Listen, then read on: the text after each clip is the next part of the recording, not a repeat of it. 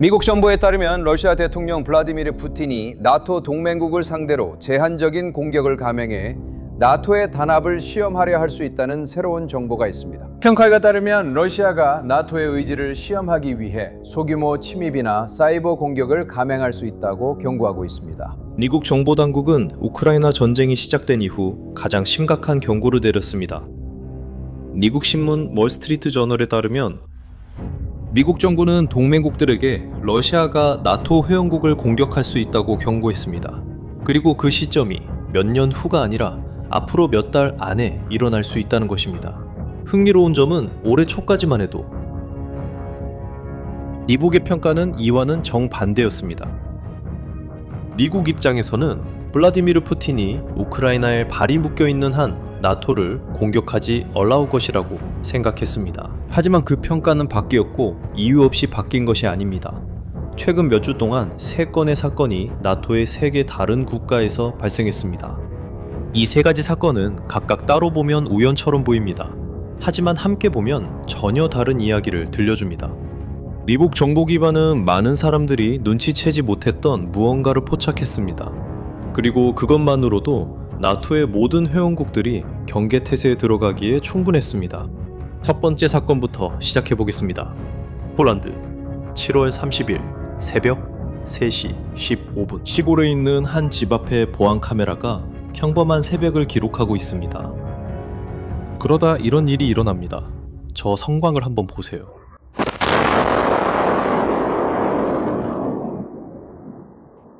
저것은 러시아 순항미사일이 폴란드 영토, 즉 나토 영토에서 폭발하는 장면입니다. 미사일은 약 90km를 나라 안쪽으로 날아가서 루블린 근처 들판 안에 10m짜리 크레이터를 만들었습니다. 폴란드 방공망이 그 물체를 탐지했고 F-16 전투기가 요격을 위해 이륙했습니다. 그런데 그때 그 물체가 레이더에서 사라졌습니다. 헬리콥터가 다음날 아침에 충돌 지점을 발견했습니다. 그리고 폴란드의 총리 도날드 투스크가 그가 한 말을 기억해 두셨으면 합니다. 그는 이렇게 말했습니다. 우리는 미사일이 계속 비행했다면 격추할 준비가 되어 있었습니다. 네, 나토는 회원국 영공 안에서 러시아 미사일을 무력화시키기까지 불과 몇 분 남지 않았었습니다. 이틀 후 공식 확인이 나왔습니다.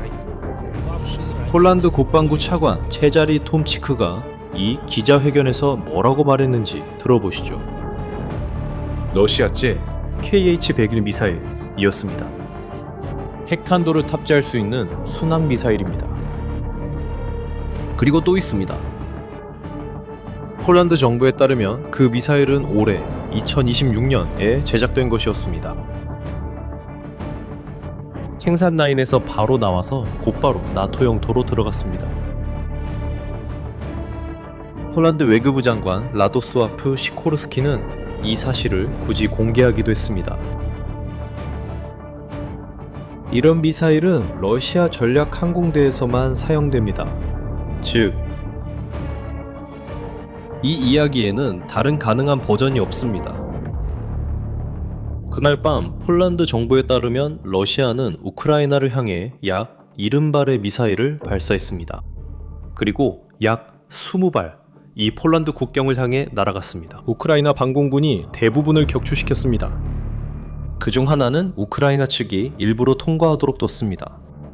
왜냐하면 요격을 하면 잔해가 폴란드 안으로 떨어질 수 있었기 때문입니다.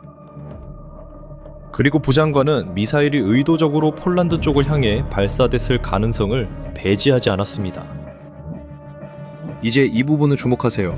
거의 어떤 매체도 이걸 보도하지 않았으니까요.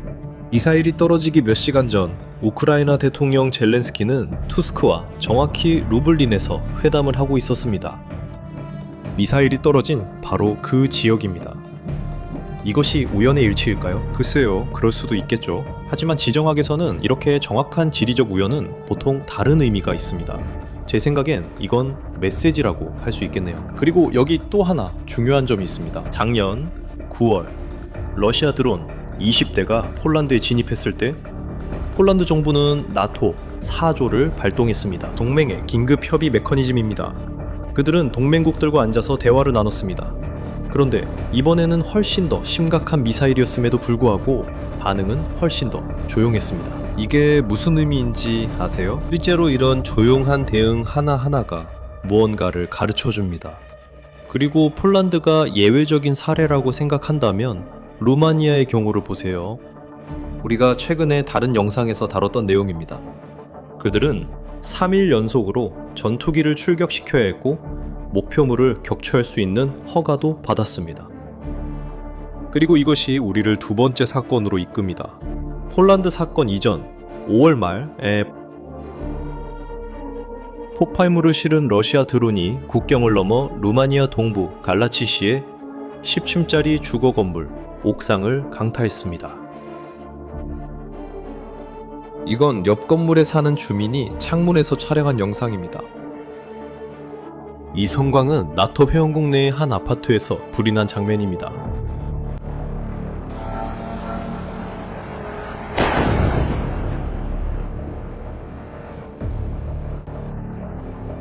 한 어머니와 그녀의 10대 아들이 치료를 받아야 했습니다. 전쟁 내내 동맹국의 주거 지역이 드론 공격을 받은 것은 이번이 처음이었습니다. 로마니아 국방장관이 그 드론을 확인했습니다. 게란투입니다. 이란의 샤헤드 드론의 러시아 버전입니다. 그리고 루마니아 외교부 장관은 전투기 2대와 헬리콥터 1대가 그날 밤 목표물을 격추하라는 허가를 받고 이륙했다고 밝혔습니다. 루마니아 측의 대응은 강경했습니다. 루마니아 대통령은 러시아 영사를 추방하고 콘스탄차에 있는 러시아 영사관을 폐쇄하라고 명령했습니다. 유럽연합 집행위원회 위원장 우르줄라 폰데어 라이엔은 러시아가 또 한 번 선을 넘었다고 말했습니다. 일주일 후 전쟁에서 사용되는 유형의 해상 드론이 바로 콘스탄차 항구에서 자폭했습니다. 석유 터미널 근처에서요. 그리고 7월 말 루마니아는 3일 동안 드론 3대를 격추시켰고 그중 적어도 하나는 러시아의 샤헤드 드론으로 확인됐습니다. 그 이후로 러시아 대사가 소환되어 해명을 요구받았습니다. 포털 사이트들은 이 사건들을 보도했습니다. 하지만 아무도 왜 이것이 러시아에게 그렇게 중요한지 설명하지 않았습니다. 잘 생각해보세요. 드론 하나가 들어올 때마다 루마니아는 레이더를 켜고 전투기를 출격시키며 대응 시간과 교전 규칙을 드러내야 합니다. 즉, 조종사들이 언제 행동할 수 있는지 없는지를 알 수 있습니다. 이건 골자 첩보 활동입니다. 그리고 재정적인 부담도 있습니다. 이런 드론 한 대는 수만 달러에 달하는 비용이 듭니다. 그 드론을 격추시키는 미사일은 100만 달러가 넘을 수도 있습니다. 매번 요격할 때마다 동맹국은 고처를 파괴하기 위해 막대한 돈을 씁니다. 러시아는 이 계산을 하고 있습니다. 그리고 인내심과 비축군이 얼마나 오래 가는지 시험하고 있습니다. 이제 국경에 드론이 등장하면서 많은 사람들이 이것이 단지 이웃나라 전쟁의 여파일 뿐이라고 말할 수 있습니다. 하지만 그렇다면 어떻게 군용 폭발물을 실은 드론이 전선에서 1000km 이상 떨어진 독일 공항 안에 나타났는지 설명할 수 있겠습니까? 그리고 여기서 세 번째 사건에 도달합니다. 8월 5일 독일 라이프치히시의 공항. 개조된 드론이 폭발물과 기폭 장치를 싣고 활주로에서 발견됩니다. 우크라이나 화물기 옆에서요. 언론에 따르면 목표물은 바로 이 비행기였다고 합니다. 이 비행기는 탄약을 운송하고 있었죠. 두 번째 드론은 DHL 항공기와 충돌하기도 했습니다. 폭발물은 통제된 폭파로 무력화되었습니다. 그리고 이곳은 평범한 공항이 아닙니다. 라이프치히는 2022년부터 우크라이나 항공사 안토노프의 본거지이자 나토의 전략적 수송 작전이 이루어지는 곳입니다. 이곳은 거의 매일 나토의 동부 측면, 즉 러시아와 우크라이나에 맞닿은 동맹의 경계 지역을 지원합니다. 2024년에는 서방 당국이 러시아 요원들의 소행으로 추정한 소위 장치가 든 소포가 이미 그곳의 물류센터에서 불이 난 적이 있습니다. 이제 독일 내무장관 알렉산더 도브린트가 직접 공항에서 열린 기자회견에서 한 말을 들어보시죠. 그는 누구도 비난하지 않습니다. 침착함을 요청합니다. 그리고 추측이 틀릴 수도 있다고 말합니다. 모든 것을 요약하는 문장으로 마무리합니다. 그리고 모든 것을 요약합니다. 이것은 위협의 원칙의 일부입니다. 그것이 어디에서 오는지 항상 명확하지 않은 하이브리드 위협입니다.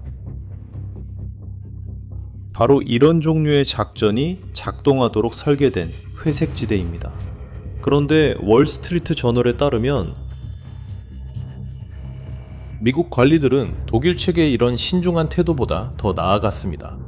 그들은 이것이 셈텍스 폭약이라고 말했습니다. 군사용으로 쓰이는 것이며 이 작전은 러시아 정보기관과 연관되어 있다고 했습니다. 그리고 독일 주재 러시아 대사관이 어떻게 대응했는지 아십니까? 그들은 이 모든 것을 새로운 반러시아적 히스테리라고 불렀습니다. 그리고 이 말은 패트리어트 시스템을 정비하는 인력이 근무하는 독일 군사기지 상공에 드론이 출몰한 바로 그날에 나왔습니다.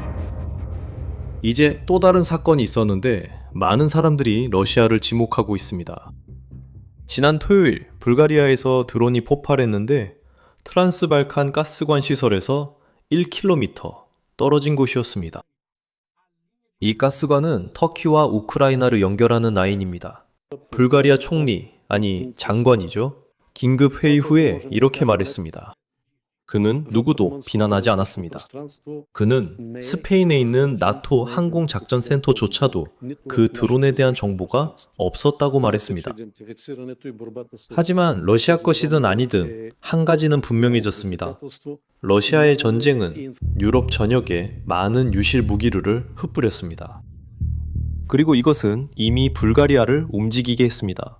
그 나라는 터키와의 국경에 있던 병력을 루마니아와의 국경으로 재배치하겠다고 발표했습니다. 네.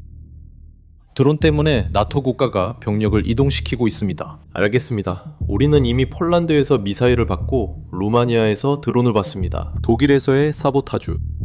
이제 점들을 연결하는 질문이 나옵니다. 미국 정보기관이 다른 사람들이 보지 못한 것을 무엇을 본 걸까요? 그리고 제가 대답하기 전에 이렇게 해보세요. 채널을 구독하고 알림 설정을 해주세요. 왜냐하면 이 이야기는 앞으로 몇 달 동안 점점 더 커질 것이고 여러분은 여기서 매 챕터를 따라가고 싶을 테니까요.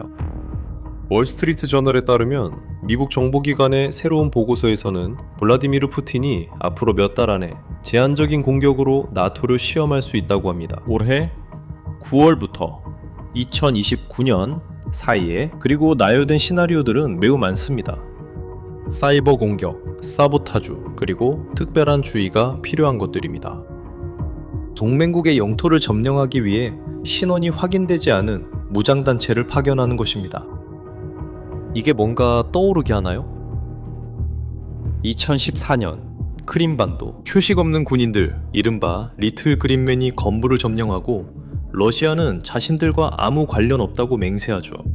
폴란드 대외정보국장은 인터뷰에서 바로 이 시나리오, 즉 발트 국가에 나타난 리틀 그린맨들이 감시 대상이라고 인정했습니다. 이 보고서들에서 가장 극단적인 시나리오, 즉 동부 측면에 대한 제한적인 지상 침공은 여전히 가능성이 낮은 것으로 간주되고 있습니다. 하지만 그 가능성은 점점 더 높아지고 있습니다. 그리고 가장 가능성이 높은 표적은 폴란드와 발트 세 나라입니다. 에스토니아, 라트비아, 리투아니아입니다. 발트해 국가들은 이미 이를 직접적으로 체감하고 있습니다.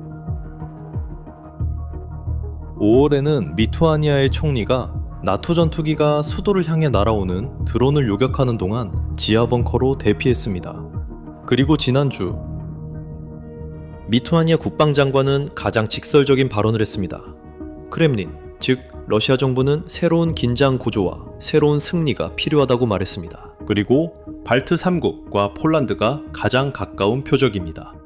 그는 러시아가 발트 3국을 상대로 거짓 깃발 작전을 준비하고 있다고 경고했습니다. 즉, 공격을 연출해서 다른 나라의 책임을 떠넘기려는 것이죠. 드론을 사용해서 그 나라에서 만든 것처럼 보이게 하는 겁니다. 제 해석으로는 모든 정황을 보면 푸틴의 목표는 폴란드나 발트 국가의 영토 일부가 아닙니다. 목표는 한 문장입니다. 나토의 제5조입니다. 한 나라에 대한 공격은 모두에 대한 공격이라는 약속입니다. 이 약속이 거의 80년 동안 러시아를 막아왔습니다. 그리고 이런 약속은 우리 약속이 허상임을 증명하지 못할 때만 가치가 있습니다. 그 문장 기억나시죠? 투스크가 처음에 했던 말, 우리는 격추할 준비가 되어 있었다고. 바로 그 탐지와 행동 사이의 찰나의 순간을 푸틴이 재고 있는 겁니다. 떨어지는 미사일마다 항의서만 받고 드론이 아무런 대가 없이 들어왔다 나가는 것마다 그의 계산에 또 하나의 데이터가 더해집니다. 우크라이나에서 승리를 거두지 못하고 국내에서 압박을 받으면서 이런 값싼 테스트를 나토를 상대로 하면서 지금까지 전장이 주지 못한 것을 푸틴에게 안겨줄 수도 있습니다. 이것은 나토가 주저하고 있다는 증거입니다. 그리고 같은 보도에서는 이 상황의 이면에 있는 더 불편한 사실도 드러납니다. 미국 자체 보고서에서도 미국의 중요한 탄약, 정밀 미사일, 전술 시스템의 비축량이 우크라이나 지원과 이란과의 갈등으로 인해 부족해졌다고 인정하고 있습니다.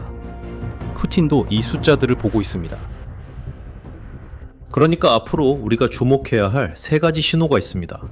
첫 번째는 9월에서 연말 사이에 폴란드나 발트 3국에서 새로운 사건이 발생하는 것입니다. 미국 정보기관이 정한 기한입니다. 두 번째는 다음 사건에 대한 나토의 반응입니다. 요격할 건가요? 아니면 그냥 항의 서한만 보낼 건가요? 이 답변은 지금까지 보셨듯이 어떤 연설보다 더 중요합니다. 그리고 마지막으로 동부 측면 근처의 러시아 군사 움직임입니다. 군사 훈련일 수도 있고 재배치일 수도 있습니다. 평소와 다른 어떤 움직임이라도 말이죠. 이러한 신호들이 나타나면 보고서에 있던 시나리오가 현실로 나타나기 시작합니다. 그리고 저희는 여기서 모든 상황을 지켜보며 여러분께 정보를 계속 전달해 드릴 것입니다. 그러니 채널을 구독하시고 영상에 좋아요를 눌러 더 많은 사람들이 볼 수 있게 해주세요. 시청해주셔서 감사합니다. 다음 영상에서 뵙겠습니다.